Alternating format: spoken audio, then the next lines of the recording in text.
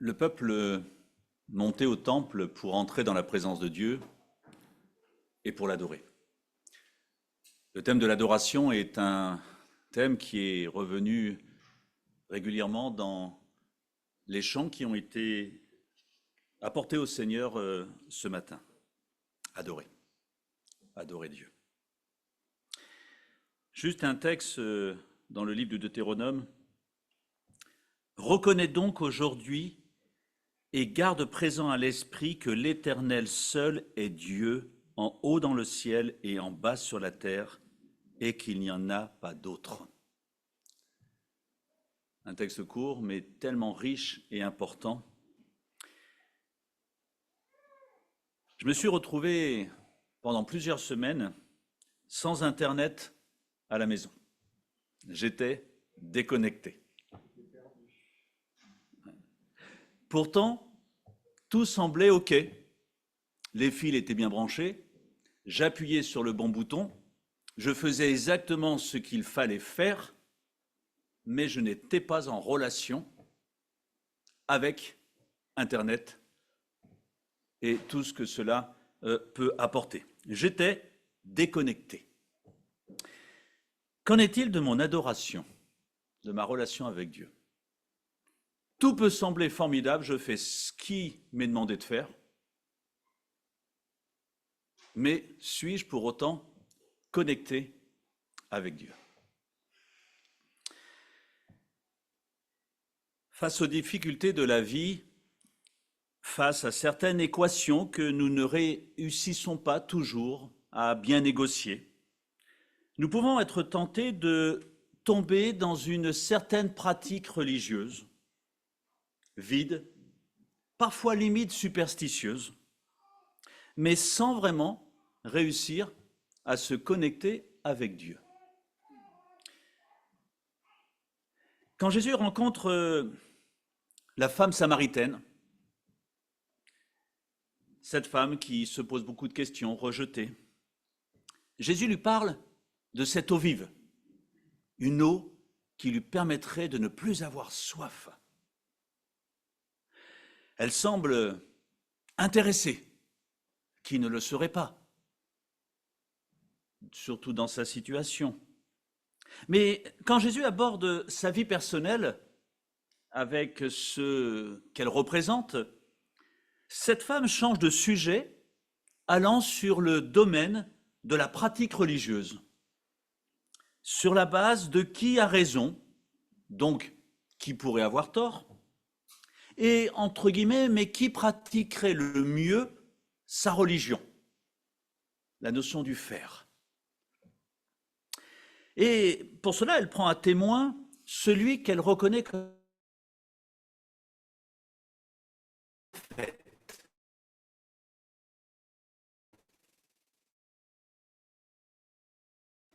C'est-à-dire celui qui pourrait, de la part de Dieu, connaître quelle est la meilleure pratique religieuse. Comment faire mieux. Et une petite idée derrière, faire mieux que l'autre, semble-t-elle soulever. Et dans sa réponse, Jésus, avec toute la sagesse qui le caractérise, Jésus va valoriser le relationnel, considérant comme dépassé la question de cette femme. Nous n'aimons pas trop regarder en face, devant Dieu, préférant parfois le paraître, la notion de faire. Un peu comme si on aurait besoin d'acquérir quelque chose pour mériter la présence de Dieu. À travers une pratique, une œuvre. Et sans s'en rendre compte, on recherche à gagner ce qui nous est tout simplement offert par Dieu.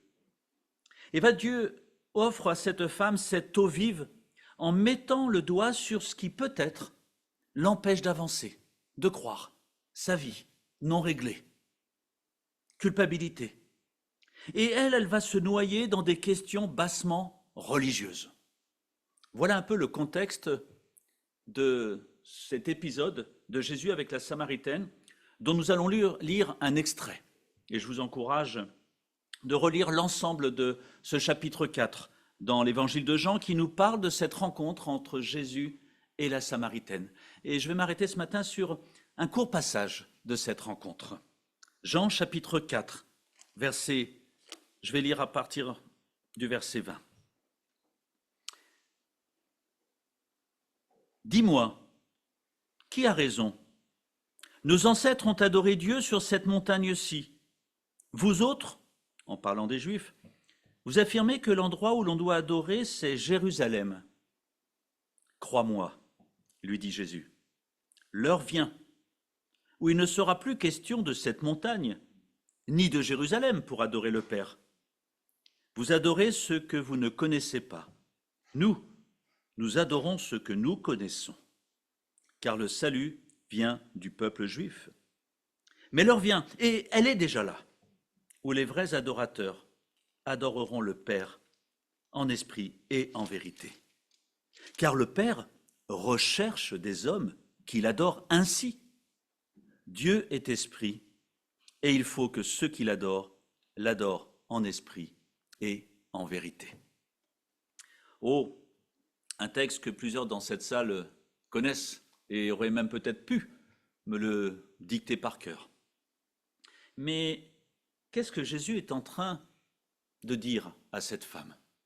Qu'est-ce que Jésus est en train de rappeler à cette femme samaritaine qui se réfugie dans la pratique religieuse pour peut-être laisser un peu de côté cette vie qu'elle ne sait peut-être plus comment régler? Et elle est malheureuse. Quel est le bon endroit pour adorer Dieu? Est-ce que vous vous êtes déjà posé cette question? Est-ce ici 12 places de l'hôtel de ville à Annemasse, ou est-ce possible de l'adorer ailleurs? Le verset 21 nous dit « l'heure vient ». Il y a un moment, il y a un changement. La croix initie une nouvelle étape, particulièrement dans le domaine de l'adoration. Avant, effectivement, il fallait monter au temple, entrer en présence de Dieu. Ça nous a été rappelé ce matin. Et adorer Dieu, sans vraiment réellement connaître Dieu, puisque la Bible nous dit que c'est Jésus qui est venu révéler le Père. Mais le peuple savait qu'il y avait un Dieu, qu'il existait. Et nous avons lu un texte dans Deutéronome tout à l'heure qui nous le rappelle. Jésus nous dit qu'avec cette nouvelle étape, inutile de chercher Dieu dans tel ou tel lieu, il est là, présent, là où nous sommes. Quel encouragement! Présent là où nous sommes. Parce que parfois nous avons besoin de Dieu en étant assez loin d'un lieu où peut-être on pourrait penser qu'il est présent. Mais j'en ai besoin là, tout de suite. Seigneur, fais-moi sentir ta présence. Et Jésus est en train de dire, mais non, ne recherche pas un lieu, il est là. Mais sommes-nous conscients de la présence de Dieu à nos côtés? Et ce qui est extraordinaire, puisqu'il y a là ces deux groupes, les Juifs et les Samaritains, qui ne s'entendaient pas à l'époque de Jésus, et Jésus est en train de leur dire simplement, Juifs ou Samaritains, vous pouvez rencontrer Dieu et l'adorer, peu importe l'endroit. Et au-delà, peu importe que tu sois Juif ou Samaritain, tu peux adorer Dieu. Il nous arrive parfois de penser que peut-être dans tel endroit, dans telle église, ou avec un tel, Dieu serait peut-être plus présent. Mais la seule question que l'on a à se poser, c'est Dieu est-il à côté de moi ou pas? Est-il réellement ressuscité pour m'offrir sa présence? Est-il là? Suis-je en capacité de l'écouter et de réaliser qu'il est là? Mais quelle belle promesse quand on y réfléchit. Et quel privilège de la résurrection de savoir que, où que nous soyons, qui que nous soyons, Jésus peut être là par sa présence, par son esprit, à côté de nous. C'est intéressant parce que, après avoir dit que on peut adorer à n'importe quel endroit, grâce à la croix. Il dit au verset 22, « Vous adorez ceux que vous ne connaissez pas. » Et je me suis posé la question, est-ce qu'il ne nous arrive pas parfois d'adorer sans réaliser, mais est-ce que je connais réellement ce ou celui que je suis en train d'adorer? Les Samaritains, très rapidement, n'étaient pas appréciés par les Juifs parce que, au moment de l'exil, ils étaient retournés dans un pays où il y avait eu des mélanges et donc un certain syncrétisme que les Juifs leur reprochaient, au point où, quand ils reconstruisent les murailles de Jérusalem, ils ne souhaitent pas que des Samaritains qui considéraient adorer Dieu viennent les aider. Et puis, les Samaritains, au fil du temps, ne reconnaissaient que les 5 premiers livres de la Bible, le Pentateuque, Genèse, Exode, Lévitique, Nombre et Deutéronome. Et donc, s'étaient privés des autres prophéties de l'Ancien Testament, Ésaïe et bien d'autres. Et Jésus est en train de leur dire, en fait, vous adorez ce que vous ne connaissez pas. Derrière cette apparence de reproche, il y a plutôt cet encouragement à dire, réalisez celui que Dieu est et avec lequel vous pouvez entrer en relation. Et là, je trouve qu'il y a un message qui nous est adressé. Connaissons-nous vraiment celui que nous adorons? Sommes-nous pleinement conscients de celui à qui nous faisons monter nos chants, nos prières, celui avec qui nous avons envie parfois de passer du temps dans la semaine? Est-il un bon ami, un prophète, ou est-il le Fils de Dieu, le Dieu créateur, celui qui nous aime?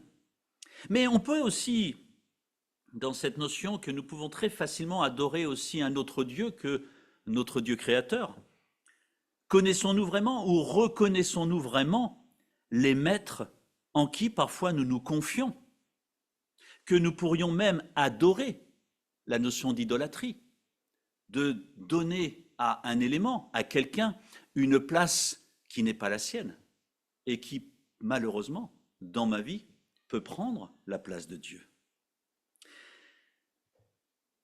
Illusion ou adoration? On pourrait se poser la question. Est-ce que Dieu, le Dieu créateur, est-il à la première place dans ma vie ou est-il parfois supplanté par d'autres choses qui pourraient m'illusionner en oubliant que je peux arriver presque à le considérer comme au-dessus des autres? Et là, ce qui est intéressant quand il dit « vous adorez ce que vous ne connaissez pas », c'est que Jésus se présente du coup comme celui que nous pouvons connaître. Donc pas un inconnu, pas quelqu'un dont on ne sait pas trop en fait le contour et qu'est-ce qu'il pourrait réellement nous apporter. Mais Jésus se présente comme celui que je peux connaître personnellement parce qu'il est vivant. Pâques nous a rappelé, il est vivant, il est là.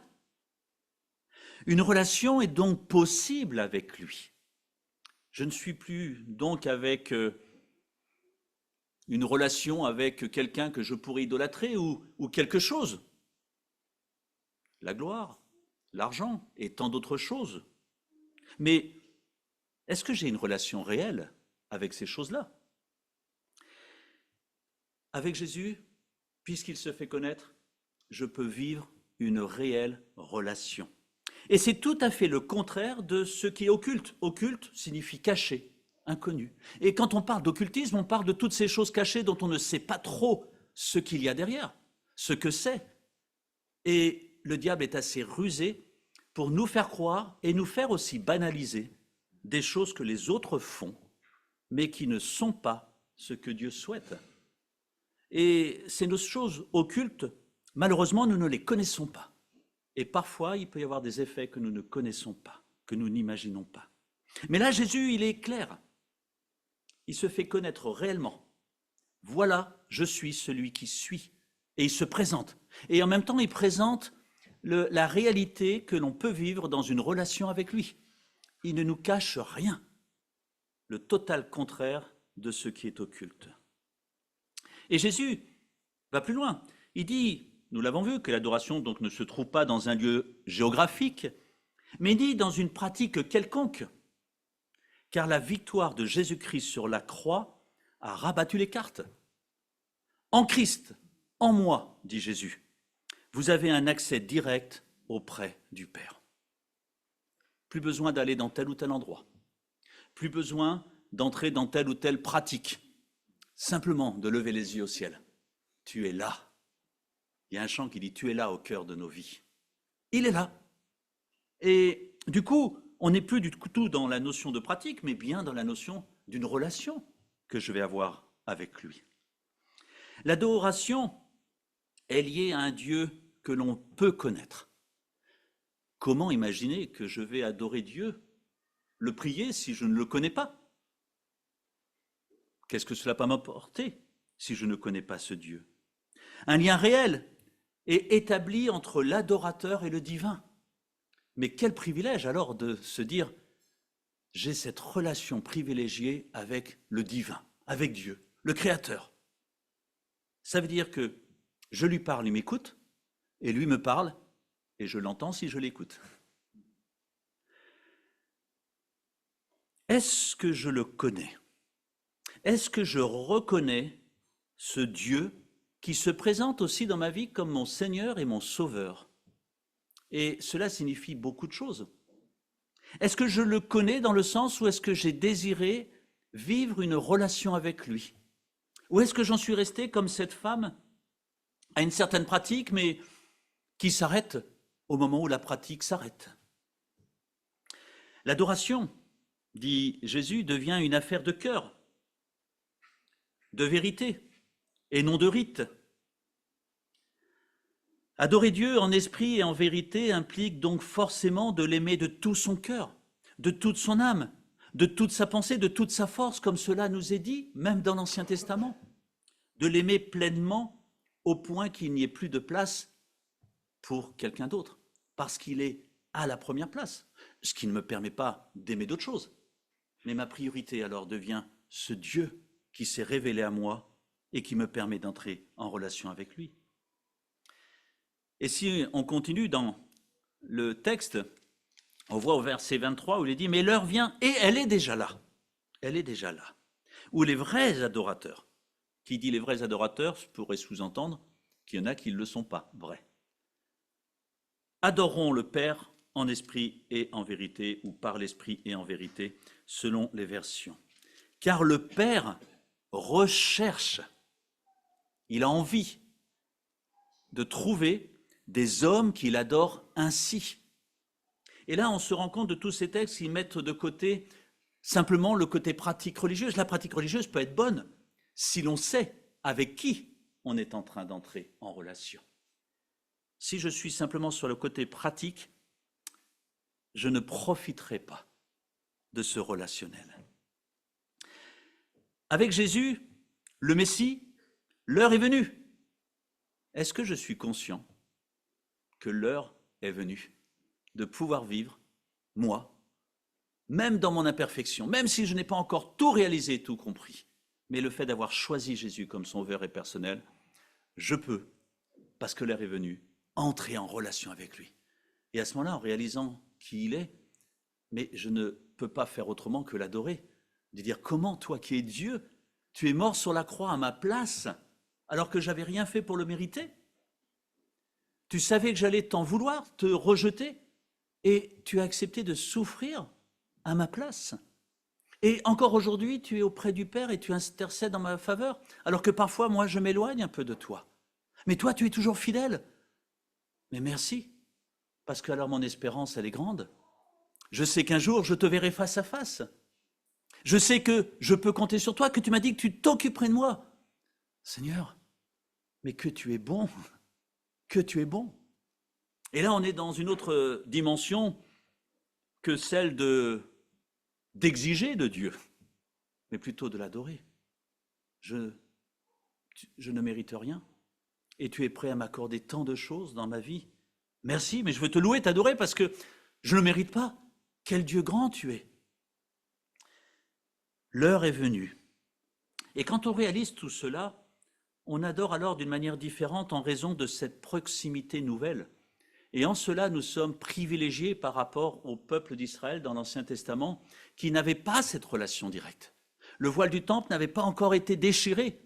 Et effectivement, peu de personnes, le grand prêtre, une fois par an, pouvaient entrer dans ce lieu très saint, en présence de Dieu.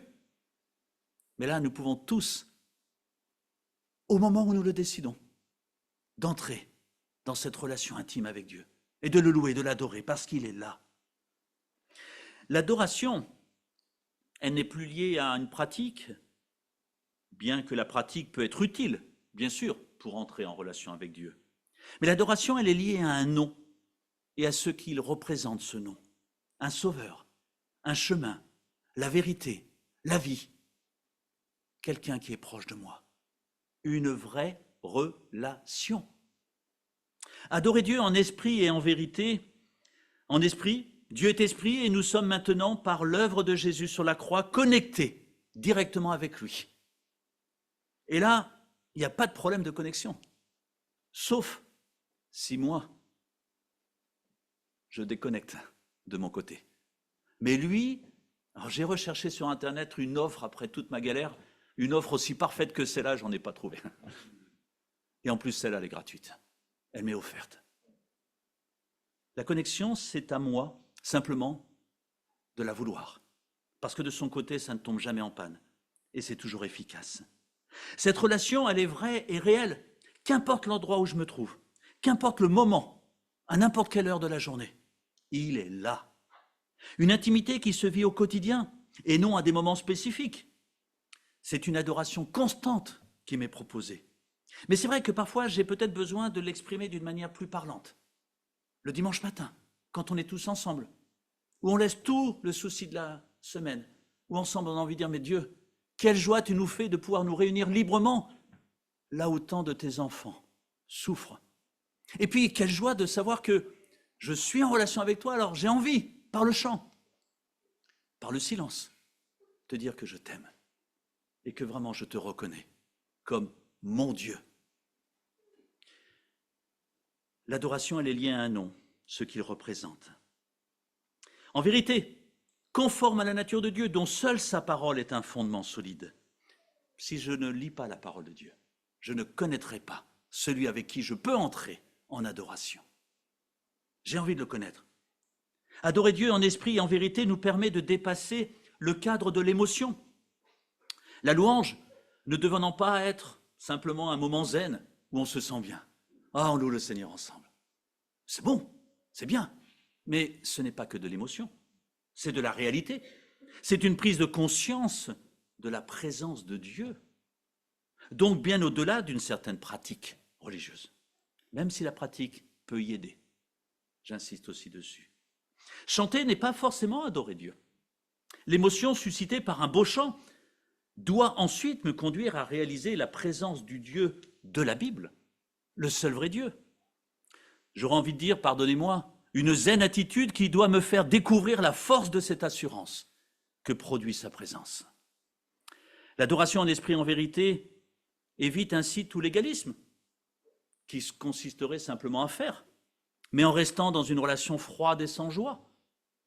C'est donc bien cet assemblage des deux qui produit la vraie adoration voulue de Dieu. Il recherche des adorateurs. Est-ce que je suis prêt à lui répondre « Je suis là ». Tu recherches un adorateur. Mais moi, je veux t'adorer parce que je t'aime et je réalise tout ce que tu as fait pour moi.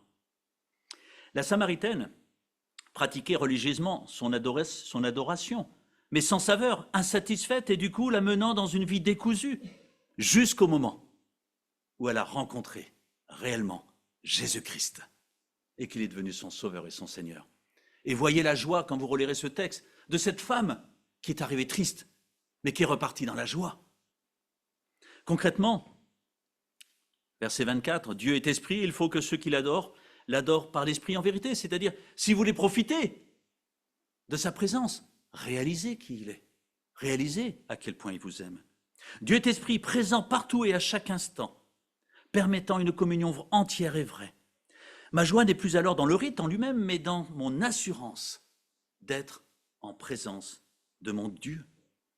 Si Jésus parle de vrai adorateur, c'est qu'il peut exister une illusion d'adoration. Quand je ne ressens pas sa présence, que je reste insatisfait, que j'attends je ne sais quoi, ou j'attends comme une porte qui pourrait m'amener vers je ne sais quoi. Non, l'adoration, c'est que j'ai pris conscience que j'ai franchi cette porte, Jésus-Christ, et que je suis en présence de Dieu, parce que lui m'a ouvert la porte, et j'ai franchi cette porte. Jésus reproche assez souvent l'hypocrisie de certains religieux qui n'y mettent que la forme, mais qui n'y mettent pas le cœur. Mais derrière ça, il y a aussi de la tristesse de voir ces hommes, ces femmes, ne pas profiter pleinement de sa présence.